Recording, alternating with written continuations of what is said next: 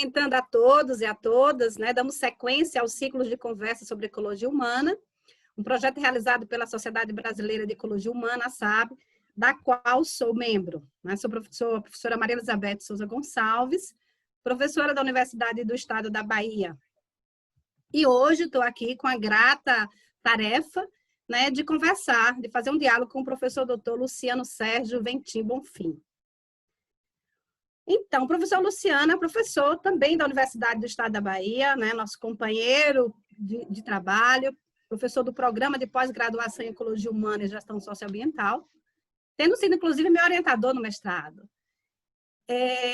O professor Luciano tem uma vasta experiência, né, é graduado em Geografia, em Pedagogia, em Direito, mestre em Ciência da Educação, doutor em Filosofia, e, atualmente, né, o professor está realizando seu pós-doutorado em Ecologia Humana na Universidade Nova de Lisboa. Tem uma larga experiência no campo da filosofia, né, com ênfase na ecologia humana, e atua principalmente nas áreas como ecologia humana, ontologia humana, ser humano, alienação e contextualização da educação. Então, professor Luciano, é uma alegria muito grande estarmos aqui hoje, né, dentro desse programa da SAB, esse ciclo de conversa, conversando, né, com você sobre esse percurso, né? O tema central da nossa conversa é justamente esse percurso histórico da ecologia humana no Brasil e no mundo.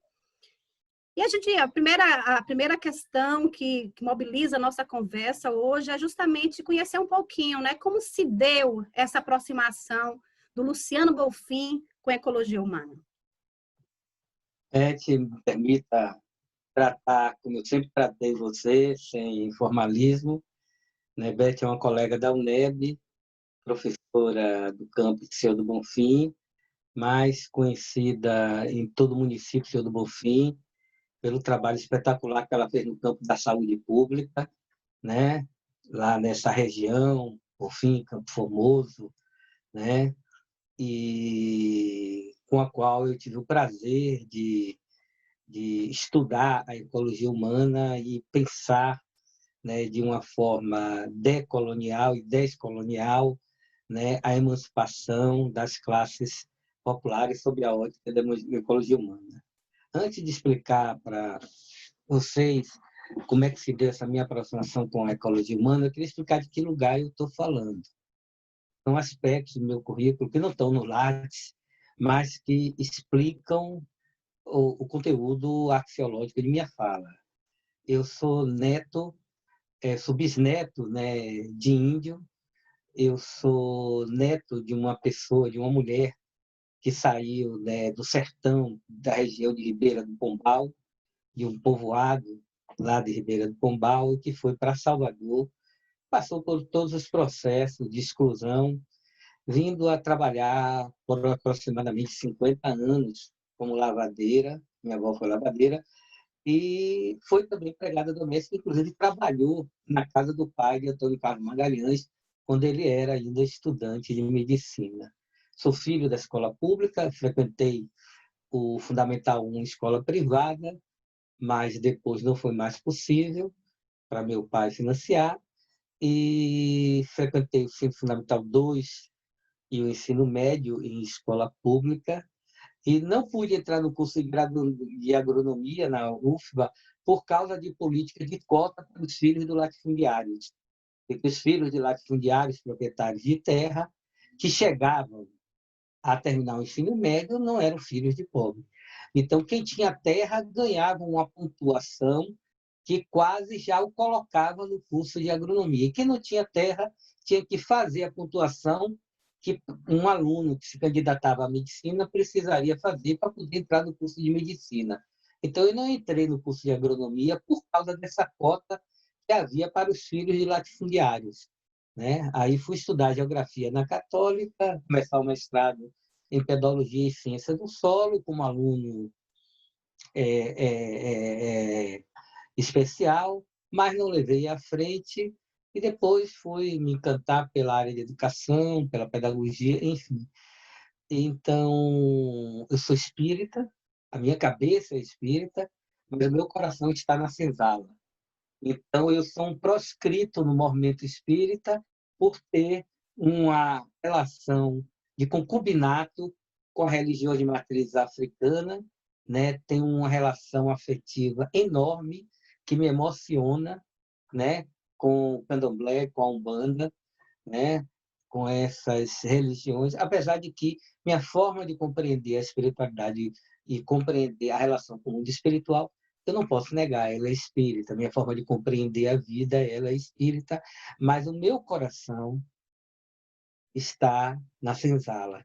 E eu não tenho nenhum constrangimento de afirmar isso, muito contrário, falo isso com muito carinho, com muita alegria, com muita felicidade, e me sinto bem em ser um proscrito no movimento espírita, por assumir essa minha ancestralidade, esse meu vínculo, né, com o mundo imaterial, para além do dito racionalismo espírita, com o qual eu me identifico e com o qual eu rompo também, eu estabeleço ruptura.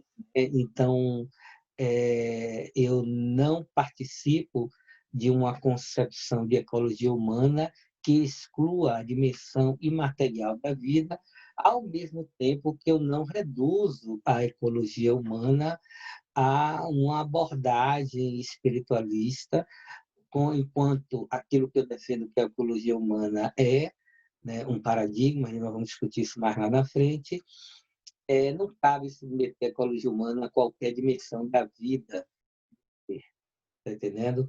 Também tem uma concepção biocêntrica, tem elementos biocêntricos, antropocêntricos na minha fala, sim, mas em função de minha percepção espiritual da existência e do próprio processo evolutivo, tem uma forte influência darwiniana na minha fala, está entendendo? Não na interpretação darwiniana dos teóricos da ecologia humana clássica, a escola de Chicago, mas por que eu faço essa diferença? Porque na concepção de Darwin, o cerne da vida, da natureza, o pilar, o eixo central da vida da natureza é a cooperatividade, a cooperação, né? A cooperação ela só ocorre em momentos de carência de recursos naturais para garantir a sobrevivência da espécie. E no caso das demais espécies que não têm uma consciência elaborada como tem o ser humano, na carência de recursos naturais para garantir a sobrevivência, os seres da espécie eles entram em conflito, em uma concorrência instintivamente, atavicamente, para conseguir a sua sobrevivência. No caso do ser humano, o ser humano já vai ter aí a consciência elaborada, né? Uma inteligência que não é primitiva no sentido de não ser inferior, de ser primária, mas uma inteligência elaborada que entra uma base de valores autonomamente escolhida pelos indivíduos. Claro, aí vem um outro elemento de minha fala, que é uma influência fortemente marxiana, alguns chamam de marxista, eu não gosto dessa expressão, né? Porque nenhuma consciência se faz a si mesmo, toda consciência se faz a partir das condições dadas, né? Então, assim, essa complexidade, essa densidade identitária já demarca um posicionamento diferenciado, né, Luciano? Primeiro, você apontar, a gente acaba já na sua própria apresentação convocando, aclamando algumas rupturas, né? De que forma esse Luciano, esse percurso histórico, que demarca uma posição, inclusive teórica, tem um lugar central naquilo que você vai se debruçar.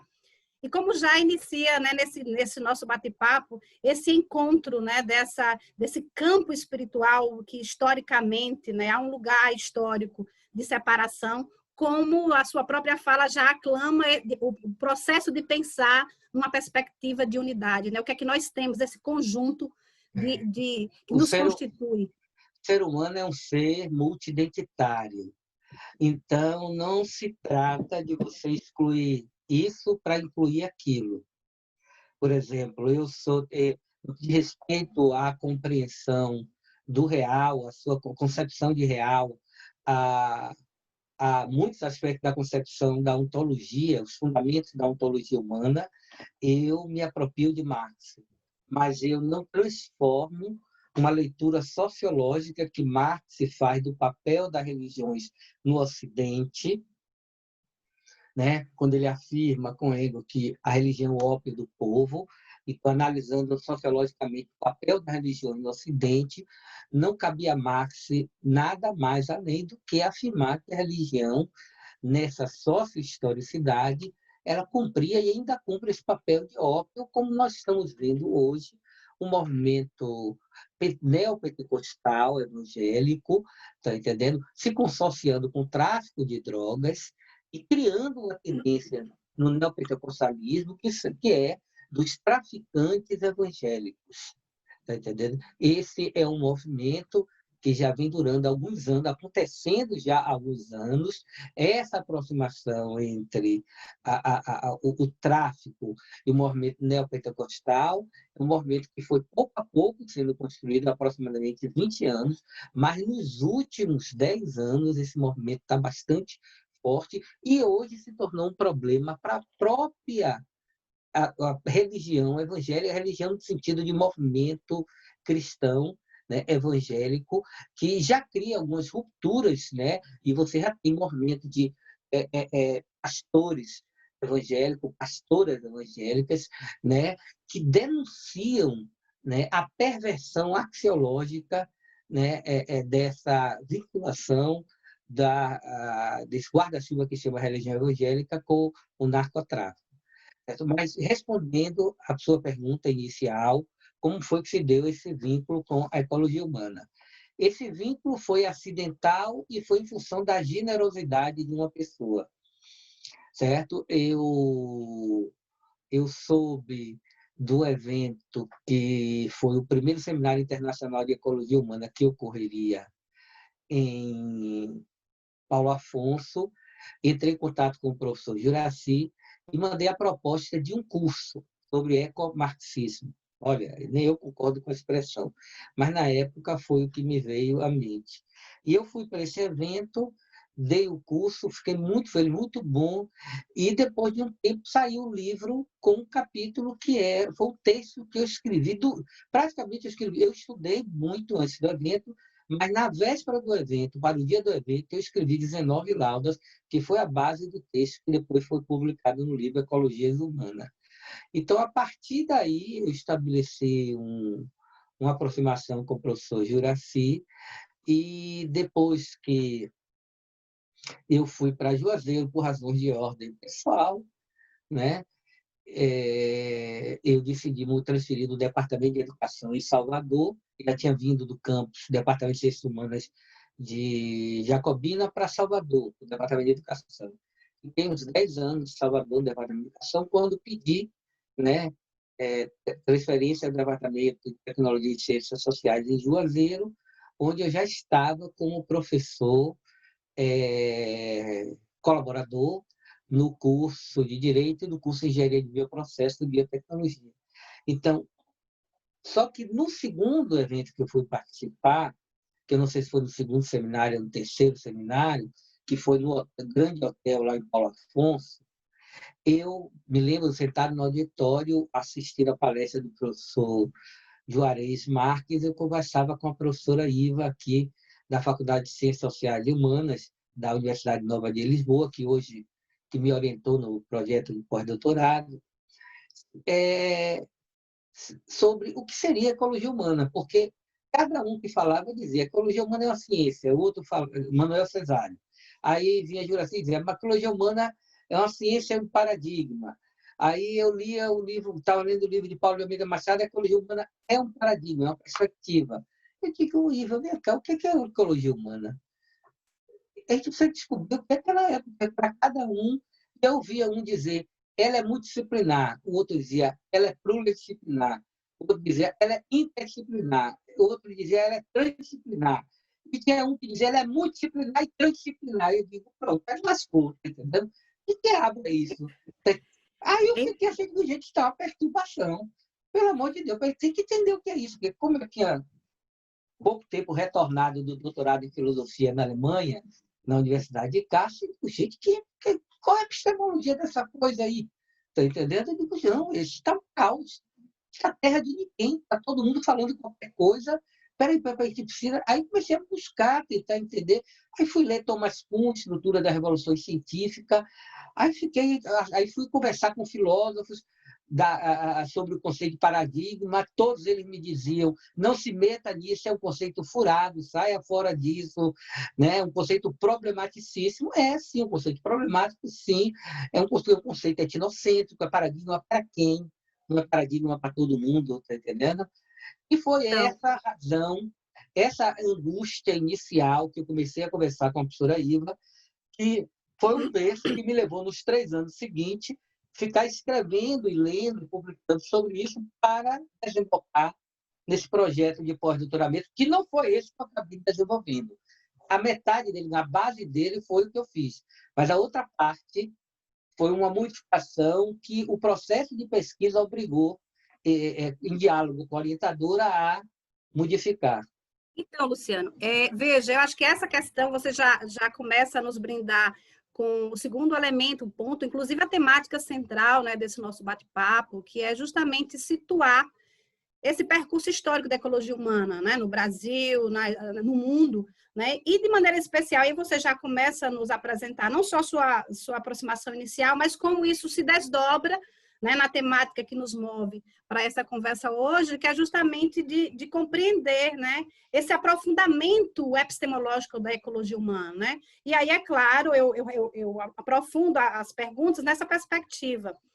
Porque muito mais do que, como você já aponta, se debruçar no processo pós-doutoral sobre ecologia humana, há uma decisão sua sobre a epistemologia da ecologia humana. Né? Então, é a primeira inquietação nossa nessa perspectiva, esse lugar, essa inquietação o nascedouro dessa provocação em se debruçar no processo epistemológico. Né? Posso contar o E aí, segredo? é claro, nessa perspectiva, à luz do que você também já aponta como produto desse percurso nesse trabalho pós-doutoral, é esse lugar, né? Qual é esse marco histórico, né, de surgimento da ecologia humana e de que forma as várias conjunturas, né, seja no Brasil ou nos Estados Unidos, vão consubstanciando a própria ecologia humana. Então, eu estou retomando, reafirmando, que é como você já começa a falar desse seu lugar, desse seu trabalho, esse percurso pós-doutoral, a gente gostaria também, né, primeiro, de enfatizar essas questões, essas marcas epistemológicas que a gente poderia dizer que diferenciam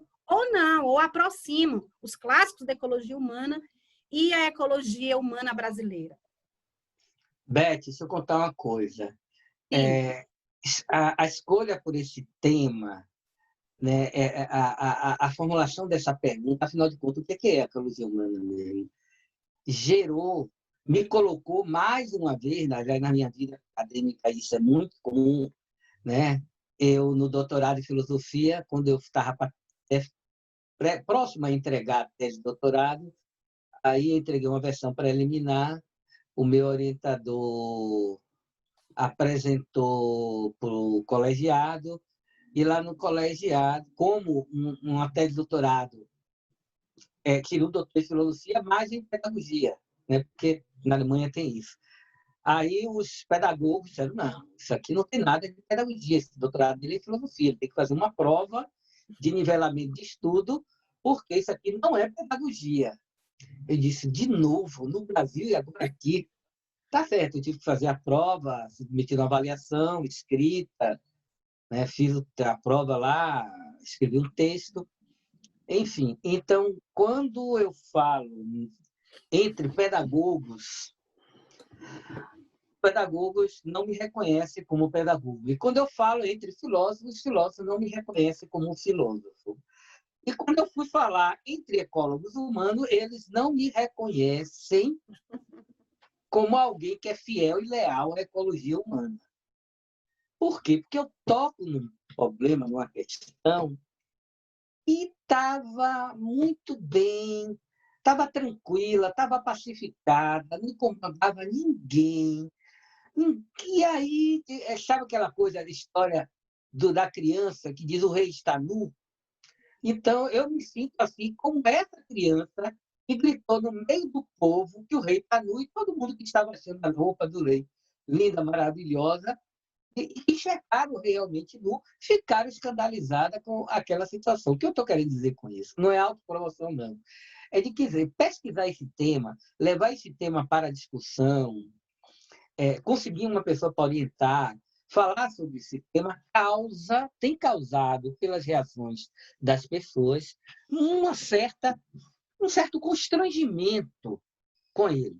Está entendendo? Há um constrangimento, por mais que as pessoas elogiem, parabenizem, eu percebo um evidente constrangimento, né, das pessoas com essa minha pergunta sobre o que seja a ecologia humana, e essa minha denúncia que tinha imperado na ecologia humana, no que diz respeito à sua epistemologia, eu delimito bem, há um caos conceitual, uma panaceia conceitual.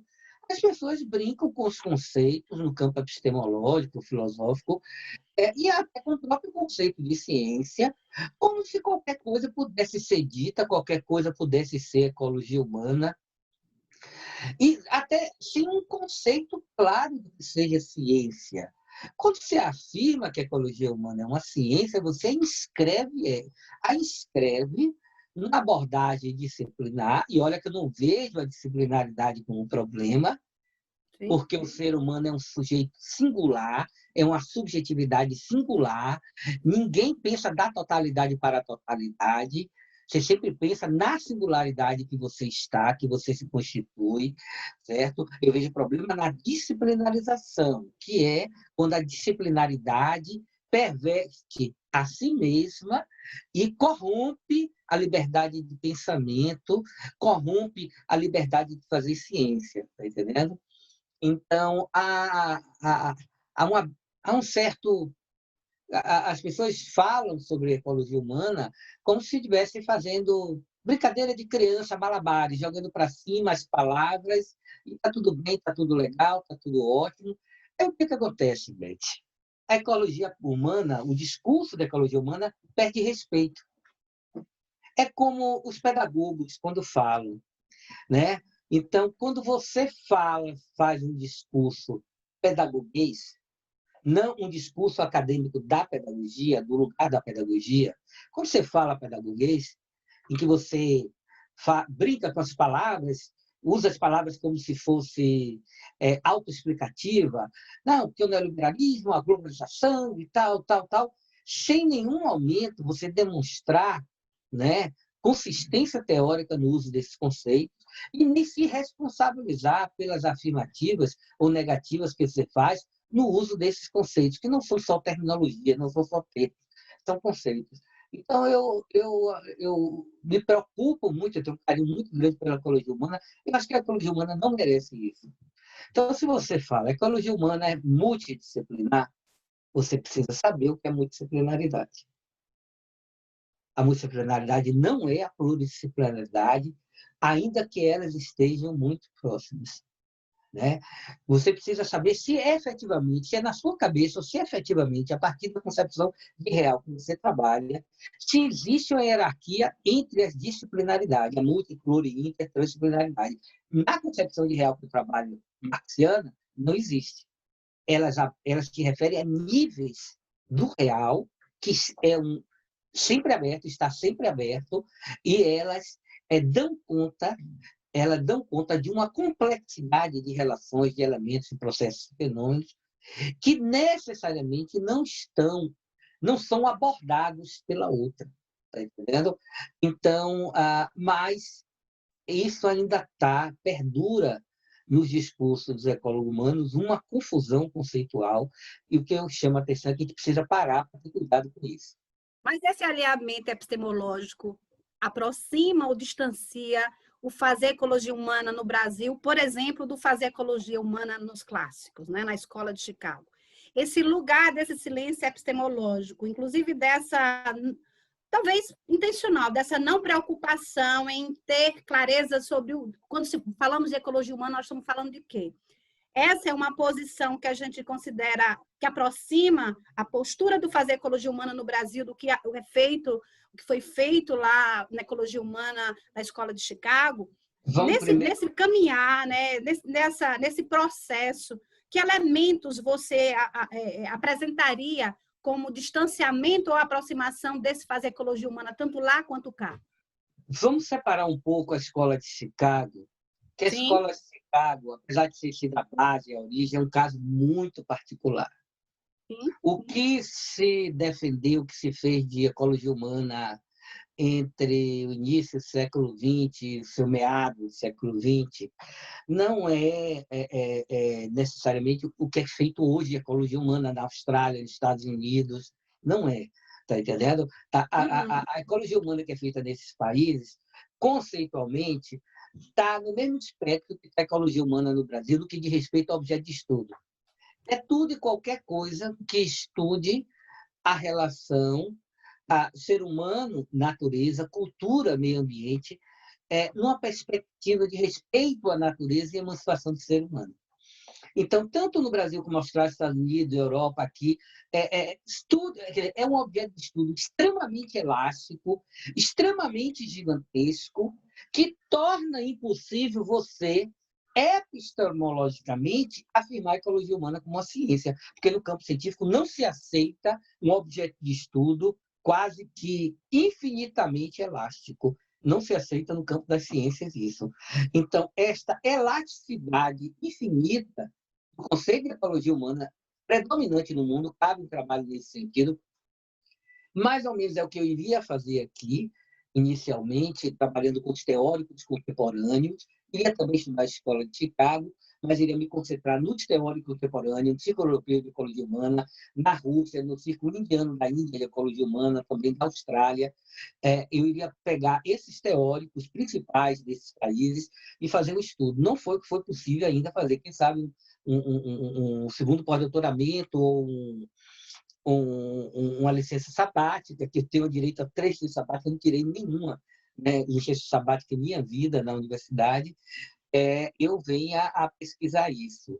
Mas, voltando ao ponto que eu estava chamando a atenção, essa pergunta gera um incômodo. Eu venho observando isso desde 2016. Eu tive com o Juraci no encontro nos Estados Unidos, na cidade de Santana, no encontro da SHI, da Society for Human Ecology, que é a Sociedade Estadunidense de Ecologia Humana. É preciso frisar, a SHI, a Society for Human Ecology, não é a Associação Internacional de Ecologia Humana. É uma associação privada estadunidense de ecologia humana que tem na sua direção também intelectuais, poucos teóricos que eu saiba da Austrália e aqui do Círculo Europeu, tem a professora Iva Pires, mas, assim, enquanto direção, enquanto raiz, enquanto lugar, enquanto propriedade, enquanto matriz, ela é uma sociedade estadunidense de ecologia humana. Ela não existe ainda a Associação Internacional de Ecologia Humana. Juraci estava comigo lá no evento da SHI e eu perguntei, eu digo, vem cá, a SHI não é a Sociedade Estadunidense de Ecologia Humana? Por que a gente não cria a Associação Internacional de Ecologia Humana, né? Why don't you ground the International Association of Human Ecology? Aquela pergunta criou um silêncio mortal no auditório. Sabe que assim, aquela pergunta que a criança faz na reunião de família e que todo mundo fica calado. Que pergunta é essa? Isso é hora? Que pergunta é como se assim, e todo mundo querendo entrar no buraco, fazer de conta que não está ali. Foi assim. Então, pense numa pessoa que criou um mal-estar. Foi eu, nessa reunião de 2016 da SHI, lá na Califórnia, né, próxima a Los Angeles, quando eu fiz essa pergunta. Juraci, até hoje, quando lembra, morre de dar risada. Criou-se um mal-estar. Eu fiz a pergunta. Se a SHI é a Sociedade Estadunidense de Ecologia Humana, então significa que nós não temos a Associação Internacional, a Sociedade Internacional de Ecologia Humana. Então, por que a gente não funda esta sociedade?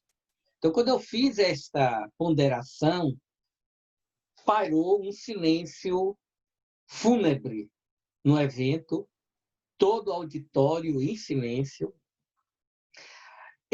uma sensação de que eu tinha gerado um enorme constrangimento. Que eu Você estava... venceu uma ferida histórica, colonial. Pois é, colonial, exatamente. Um colonialismo epistêmico, um colonialismo científico.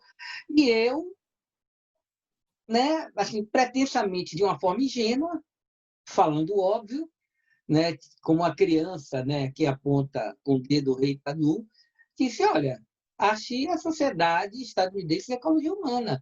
Nós precisamos criar a Associação Internacional de Ecologia Humana. Então, essa proposta ela foi de uma forma constrangidamente ouvida, mas não escutada. E aí todos fizeram de conta que eu não falei nada, porque não me entenderam, e o evento terminou dessa forma. Numa conferência da XI, posteriormente, que foi em Portugal, o Robert Dybel, chamado de Robin, pessoa muito cortês, educado, que é um dos responsáveis, né, pelos eventos da XI e também pela revista Her, da Human Ecology Review, que é a revista da XI, da Sociedade Estadunidense de Ecologia Humana, chegou a falar no auditório, em conferência de encerramento, nós somos Sociedade Estadunidense de Ecologia Humana, mas nós atuamos como a Sociedade Internacional de Ecologia Humana. Né? Ao mesmo tempo que ele disse que não era, e ele afirmou, afirmando, né, o meu entendimento como um colonizador acadêmico, um colonizador científico, está entendendo? Apresentando a Sociedade Estadunidense de Ecologia Humana como Associação Internacional de Ecologia Humana, que não existe ainda.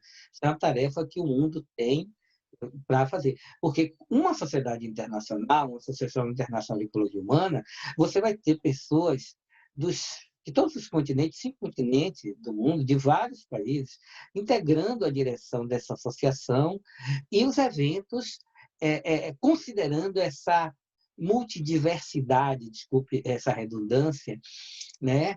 E não um evento que, por exemplo, obrigatoriamente impõe a língua inglesa como a língua obrigatória de se falar. Por que eu tenho a obrigação de falar inglês e o Robert, da Austrália, não tem a obrigação de falar português? É a trilha colonial, né, Luciano? Exato. Porque o colombiano, o turco, tem que falar inglês e o inglês, o norte-americano, o estadunidense, não tem que falar turco ou espanhol. Então, assim, os eventos da XI, e eu sou agradecido a XI porque a XI me abriu os olhos para uma série de questões e eu tive o prazer de conhecer vários intelectuais, teóricos, respeitosos lá, mas como ninguém é perfeito, as instituições também não vão ser perfeitas. Ela tem virtude, tem coisas boas, os eventos da XI são muito legais, são muito bons, mas são eventos que você tem que ter $300 para você fazer uma inscrição.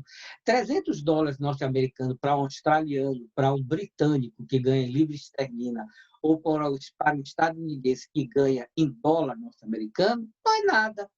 Mas $300 para nós significa quase R$ 1.900, quase R$ 2.000.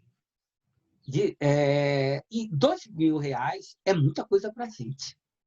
Sim. Tá entendendo? E os eventos da gente, se você não tiver os $300, se você não tiver os quase R$ 2.000, você não participa. Além da passagem, além da estadia e tudo, você não participa. Nós vamos ter um evento da XI que teria sido agora em julho, mas em função da pandemia deve ser no ano que vem. Mas a pergunta, como é que nossos alunos vão participar do evento da XI? Se eles não têm $300 para pagar. Como é que nossos colegas que não morrem ponto de faca com os salários que têm, e que não são pessoas titulares nem pleno, que têm um salário diferenciado, como é que eles vão pagar R$ 2.000 em um evento, né, da Sociedade Estadunidense de Ecologia Humana, que faz um trabalho bom? Eu acho importante, é uma virtude da XI, que ela abre para que seus eventos sejam realizados em várias partes do mundo.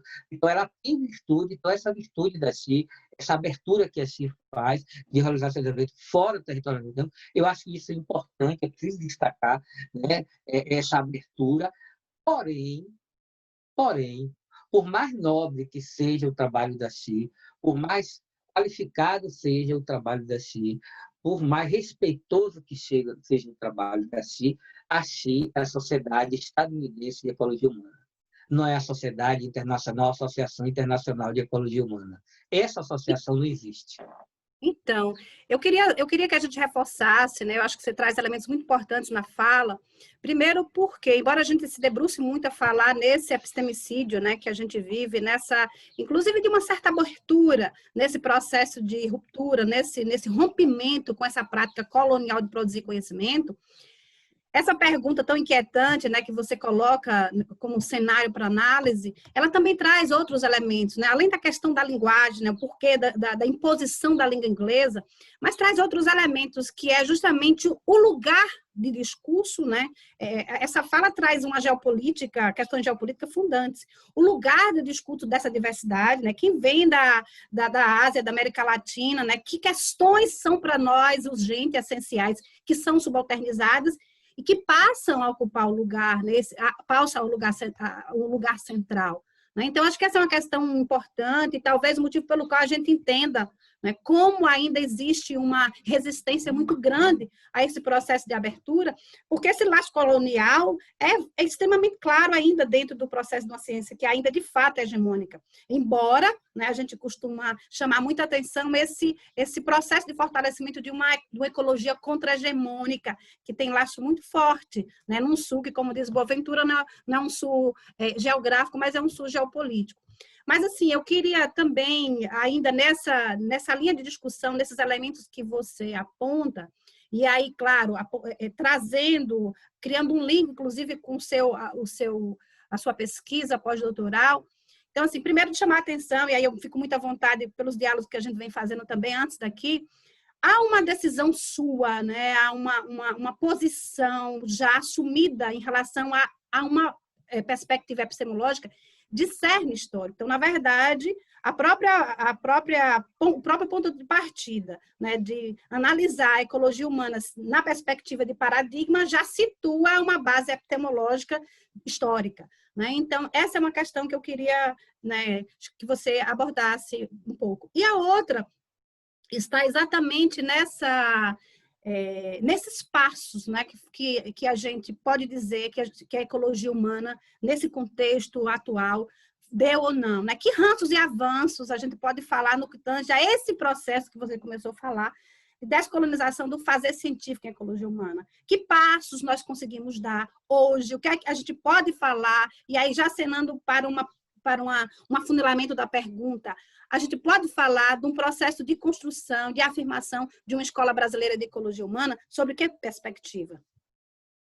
Veja bem, como eu disse, minha formação durante muitos anos, e hoje, ela é em Marx. Então, uma abordagem sócio-histórica, uma abordagem dialética, está no cerne de meu olhar e de meu trabalho analítico. Certo? Eu não consigo absorver uma coisa, uma ideia, se eu não conseguir desconstruir ela até sua gênese, até o início do processo. Eu preciso fazer isso. Então, por exemplo, para desenvolver essa pesquisa de pós-doutoramento que eu fiz, acabou-se... Veja bem, eu ia fazer a pesquisa sobre a concepção de ecologia humana dos principais teóricos da ecologia humana no mundo hoje, na contemporaneidade. E ia fazer isso fazendo contraponto com a Escola de Chicago. Mas eu cheguei aqui com uma dívida. Eu tinha escrito um artigo que, no final das contas, saiu muito ruim, uma fase muito perturbadora na minha vida, de muita confusão, muitos acontecimentos. Mandei para o artigo foi traduzido por um tradutor de Google, um tradutor que ganhou como tradutor e fez uma péssima tradução. Beth também passou por isso. Fez um trabalho, foi uma tragédia. No final das contas, é erro meu, o trabalho foi escrito em condições impróprias, um inferno astral na vida acadêmica, mas a tragédia de um falso tradutor.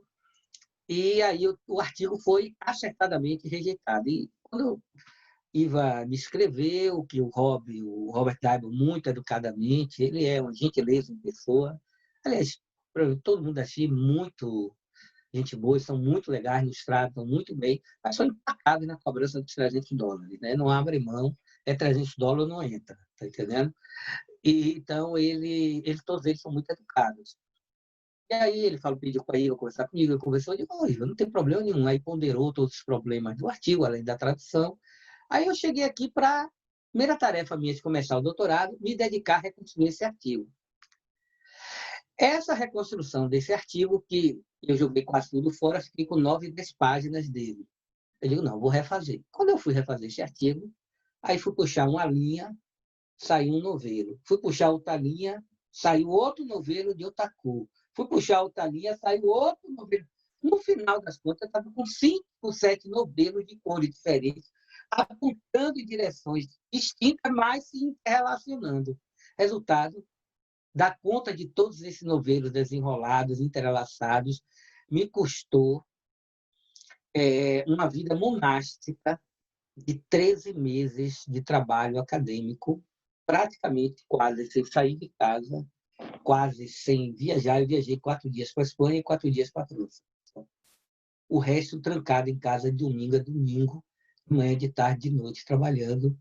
E escrevi esse livro sobre a história e epistemologia da ecologia humana, cujo pós-fácio foi escrito por Beth, o pré-fácio foi escrito por Juraci, um livro de aproximadamente 500 laudas, em que eu abordo desde o nascimento da ecologia humana, explicando o seu conceito no seu nascituro, né?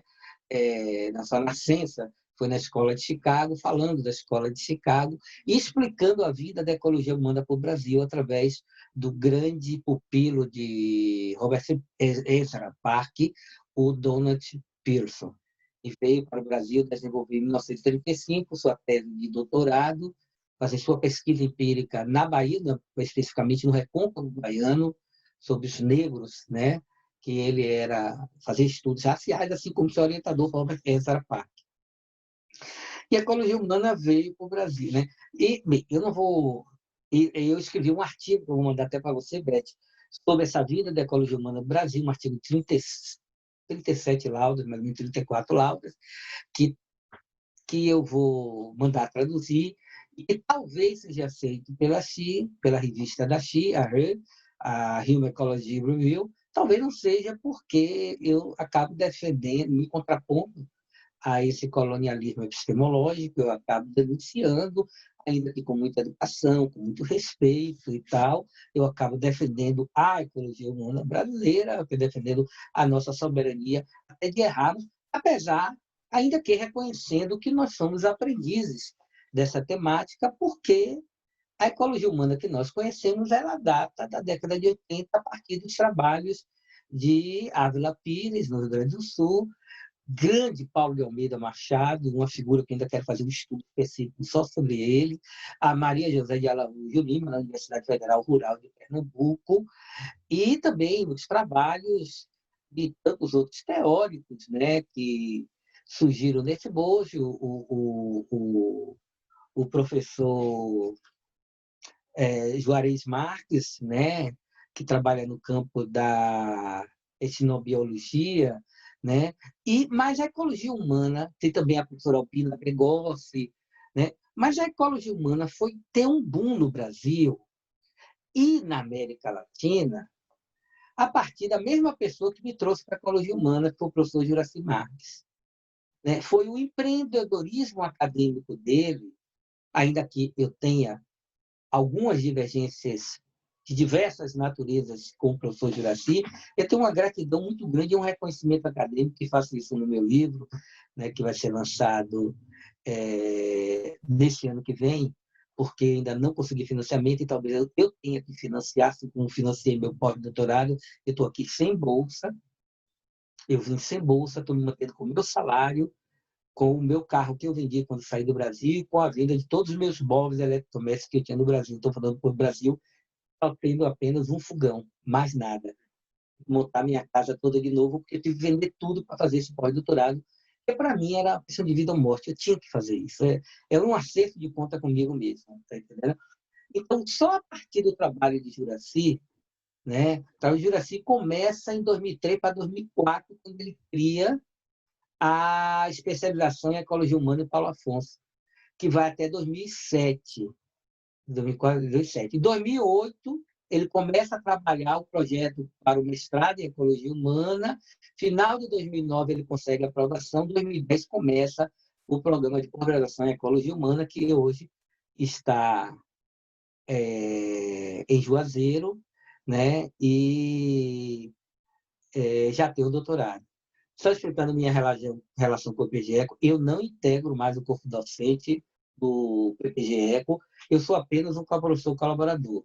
Eu faço parte do mestrado em Educação, Cultura e Território dos Semiáridos, que é do Departamento de Ciências Humanas, que fica ao lado do mesmo campus, em Juazeiro, do departamento que eu trabalho, Biotecnologia e Ciências Sociais. E agora, uma novidade de primeira mão, sou professor do quadro efetivo do doutorado em agroecologia.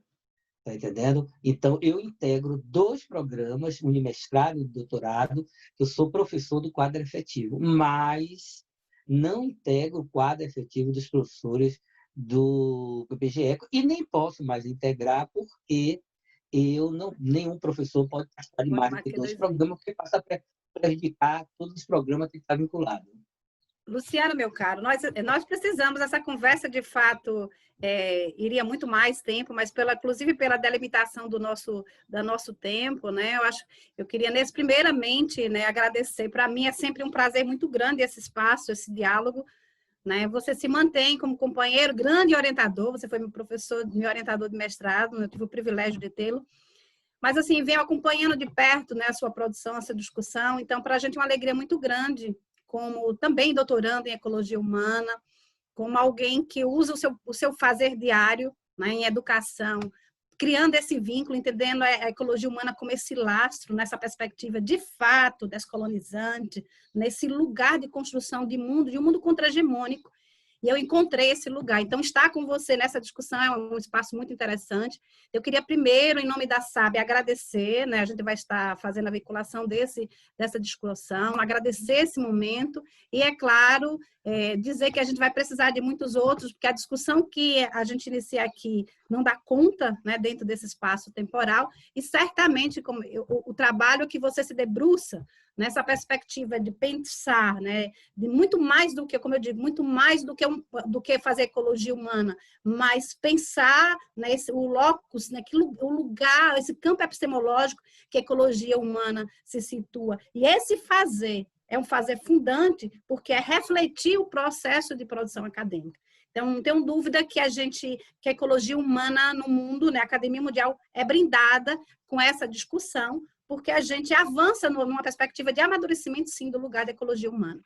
Então, nesse momento, é agradecer e deixar o espaço, né, para suas considerações finais nesse nosso primeiro bate-papo. Agradeço a você, Beth. Ainda que tangencialmente, eu vou responder a segunda pergunta do bloco passado, se existe uma ecologia humana brasileira. Existe, sim. A ecologia humana brasileira é uma ecologia humana muito próxima das demais ecologias latino-americanas, ecologia humana latino-americana, assim como nós vimos no evento lá nas Filipinas, a nossa ecologia humana é muito próxima da ecologia humana das Filipinas e valoriza as comunidades de povos tradicionais, que inclui a dimensão espiritual, né, da vida, a dimensão imaterial, e aí eu faço referência não só aos trabalhos, às pesquisas do professor Juraci, de seus orientandos, como também ao Gregory Bateson, que fez um brilhante estudo e trabalho, e teve uma vida de uma idoneidade espetacular. O Gregory Bateson, autor da grande obra, dificílima, né? Muralha da China, mas uma obra espetacular que todo ecólogo humano deve ler, que é a Ecologia da Mente. A ecologia humana brasileira é uma ecologia majoritariamente do campo, ela não é uma ecologia humana urbana, como foi da Escola de Chicago, é uma ecologia que parte de seus teóricos se dedica às comunidades e povos tradicionais, mas todos eles se dedicam, quase todos eles, majoritariamente, à ecologia do campo. É uma ecologia que oscila entre antropocêntrica e biocêntrica, mas predominantemente biocêntrica do que antropocêntrica. É uma ecologia comprometida com a militância política de atuação na sociedade para a defesa da humanização da sociedade e dos direitos das comunidades e povos tradicionais, diferentemente da ecologia humana que faz nos Estados Unidos, por exemplo, da ecologia humana que se faz aqui na Europa. que predominantemente é uma ecologia humana urbana, predominantemente é uma ecologia humana que pouca ou nenhuma militância política vai ter, diferentemente, e há muita ecologia humana, diferentemente da ecologia humana das Filipinas, principalmente da América Latina, e ela não é limitada à ciência, à academia. Para nós, a ecologia humana é um paradigma, ainda que muitos digam que ela seja também uma ciência, porque ela incorpora, ela compromete, ela traz para dentro de sua... ela dispõe o pensar da ecologia humana para todo e qualquer ser humano. Ela não academiciza a ecologia humana, não restringe a ecologia humana ao fazer científico. Né? Você vê nos eventos que a gente faz aí no Brasil, sempre estão os índios, ciganos, pescadores, povos de terreiro, estão nos nossos eventos, fazem seus rituais, nós vamos às aldeias, nós vamos às comunidades quilombolas. Então, esse movimento aqui eu ainda não vi, está entendendo? E isso não é a tônica, não estou dizendo que não existe, mas não é a tônica, não é o que acontece no Estados Unidos. Nós tivemos lá no evento da CHI, que foi realizado dentro de um hotel, não tinha nenhum membro de nenhuma comunidade tradicional no evento, nenhum discurso nesse sentido, não fazem. Então, sim, a nossa ecologia humana é diferente, ela não pode trabalhar com as referências teóricas exclusivamente desses povos que fazem a ecologia humana, que expressam a realidade dele, mas não fala por nossa realidade. Então, não se trata, Beth, de uma disputa, se trata de lugar.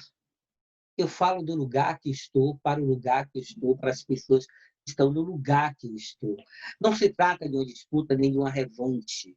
Não se trata disso. Se trata que nós só queremos ser o que nós somos, quem nós somos. É só isso. Ei, meu amigo, muito obrigada. Em nome da SAB, a gente agradece essa oportunidade e até um outro encontro, um outro espaço, uma outra roda de conversa.